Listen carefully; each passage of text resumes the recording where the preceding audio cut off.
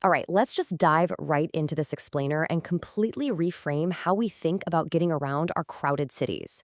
For decades, we've been conditioned to view urban transportation through a really specific and honestly incredibly narrow lens. We're always thinking about bigger cars, wider highways, and sprawling public transit networks. But what if the ultimate solution to our daily commuting nightmares isn't some massive, multi-billion dollar infrastructure project or a luxury electric SUV?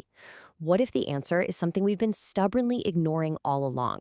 Today, we are tearing down those preconceived notions and taking a hard, analytical look at the scooter advantage. Now, you might be wondering, why on earth are we talking about this? Well, we're going to explore a massive paradox here.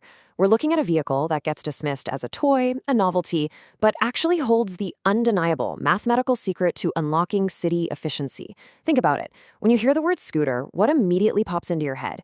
For a lot of us, it's a kid on a plastic kickboard, or maybe a wobbly tourist trying to navigate European cobblestones. It suffers from an image problem so pervasive that it borders on the absurd. But beneath that ridiculed exterior lies an absolute masterclass in low-friction living. Because, let's be real, we have a massive cultural blind spot going on. The primary barrier to this isn't functional at all. It is entirely cultural.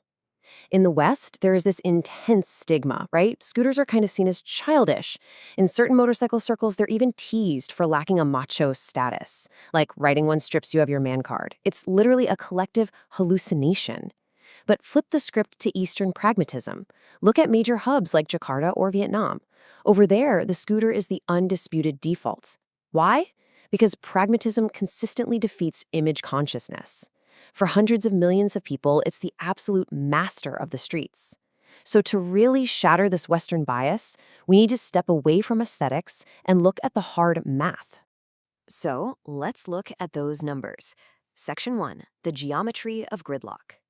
Check out this number, 2,000 kilograms. Seriously, to put that into perspective, our cities are currently choking on this wild spatial absurdity.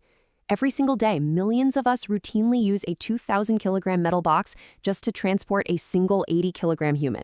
I mean, the ratio there is absolutely nuts.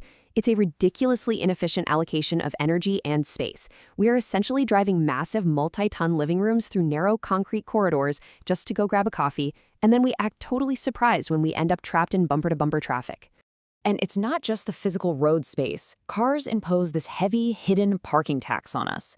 We rarely factor this in, but finding a spot, paying exorbitant daily fees, and walking from some distant garage to your actual destination, that is a huge toll paid in mental energy and time. It creates so much cognitive anxiety. But a scooter? It literally erases that friction entirely. Motorized scooters can be tucked into tiny spaces right outside your destination, often for free. And standing e-scooters, they completely bypass the parking tax by simply folding up right under your desk. Which brings us to Section 2, radical economic efficiency. Let's dive into the data here, because the scooter absolutely brutally exposes how financially inefficient cars really are. We're talking about a transformational economic gap. A typical compact car gives you what? Maybe 12 to 15 kilometers per liter. Plus, you have crazy high purchase, parking, and maintenance costs. Now, look at a standard 125cc scooter. You're hitting 40 to over 50 kilometers per liter. That is north of 100 miles per gallon. And e-scooters, they offer practically infinite fuel economy just by charging from a standard wall outlet. Both options slash purchase and maintenance costs to a tiny fraction of a car's. So the big takeaway here is how perfectly scooters thread the urban needle by erasing friction.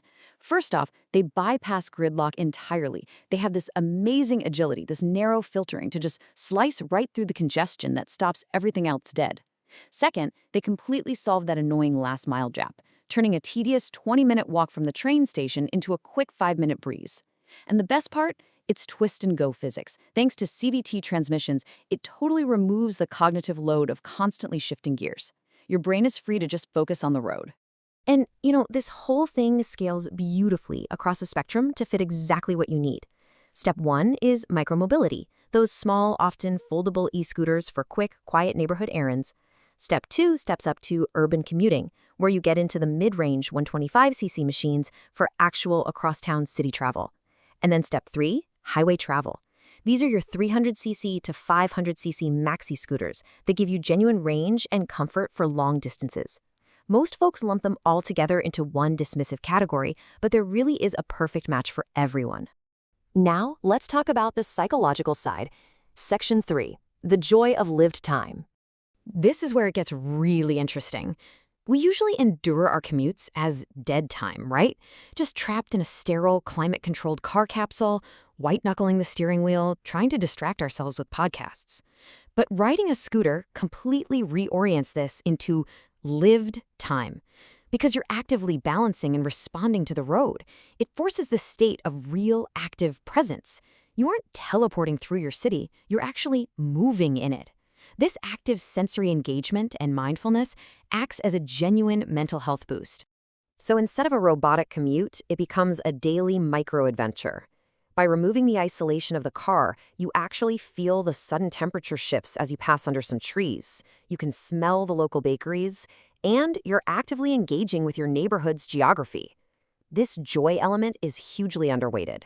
Arriving at work, having actually felt the morning air, gives you this vibrant sense of flow that a gridlocked driver just cannot fathom.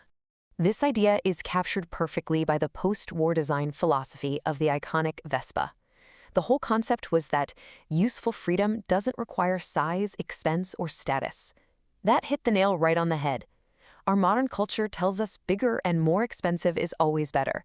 But the scooter is quietly sitting there, proving that you don't need a massive status symbol to feel liberated. But let's keep it grounded in reality. Section 4, risks, limits, and reality. To make sure this explainer is completely transparent, we definitely have to talk about the trade-offs of micromobility.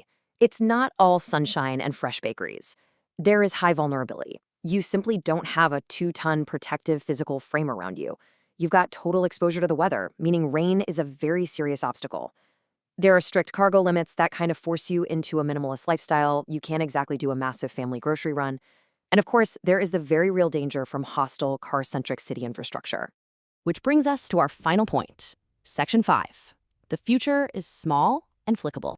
Yet, even with those very real limits, the scooter remains an incredibly human-centric solution to modern urban density. So, I want to leave you with this provocative thought to chew on as you think about your daily transit. What are you truly paying for when you choose the expensive isolation of a car?